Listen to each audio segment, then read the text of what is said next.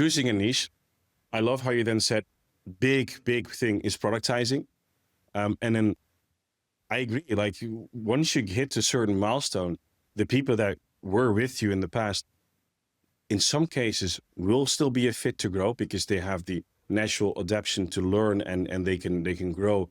Now, I always say somebody that's hungry to learn is going to thrive in any environment, right? That's, I think, an entrepreneurial mindset as well. Put me anywhere, any business, and I'll make sure I'll be the best because that's my mindset. If you have people like that in your team, they'll probably grow along with you. But there's going to be situations where you're going to have to say goodbye to some people. I always say we're a team, not a family. A family is going to be forever. A team is, we're going to be the best team as we can. And sometimes we have to exchange the player. That's going to happen as you grow.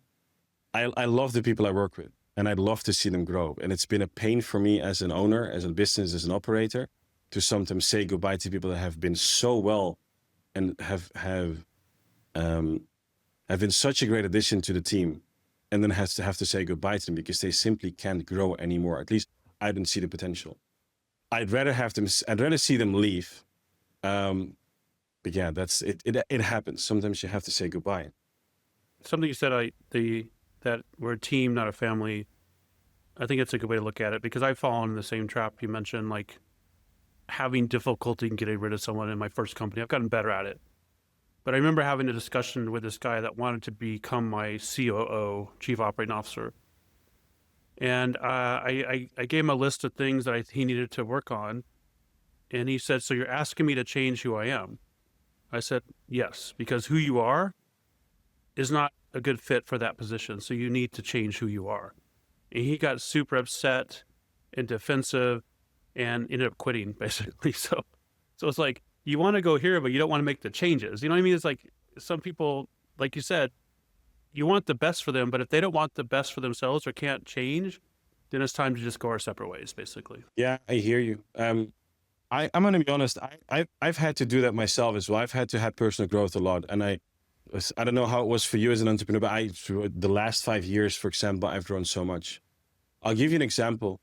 I kept two brothers actually, for longer than I think 9 months in total. After I already knew that they should leave the company, because this was a few years back when there were some financial issues in terms of the economy. There was some tension, and it's like, you don't want to let somebody go. We were okay as a business. We're not thriving, but we were okay. Here's the issue. We were okay, but because I kept them on and because how, they fucked shit up, and at the end of the day, I bear the final responsibility. Let's keep that super clear. But because I let it happen, my business kind of went like this because they just did stuff that hurt my business internally, but ended up hurting my business externally.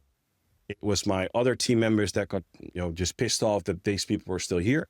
It was them getting pissed off because they felt like, I have to solve all their problems. And then it was clients being unhappy because things were delivered not on time. I think that's, obviously we're speaking about people that have, on the one side, you have people that can and maybe have a limit of growing or maybe don't want to grow. But as an entrepreneur, you have to grow as well. That's the biggest thing. I mean, you have to understand it's not just the business, it's also yourself.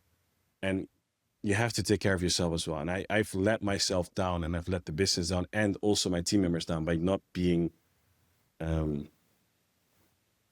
but just not being straightforward or giving clarity to the rest of the team, essentially. I will forever regret those decisions I've made. But people can hurt a business and they can make a business, 100%. And that's the entrepreneur themselves as well. Well, I think we've all made those mistakes. I try not to beat myself up too much about it, but I've had similar problems where I've had someone I kept on too long. And I could feel like the rest of the team looking at me thinking, when is Christian going to make a decision to get rid of this person? Because they know this person is not adding any value. They're frustrated and they're going to leave if I don't make the right decision. So I getting all that pressure. And I've learned to get better at trusting my gut. When I've actually listened to my gut, when my gut says, get rid of that person, and I've always been right. But I find myself logically trying to to argue with Justify. my gut to say, well, let's give him another chance, but it Yeah. never works. It never works.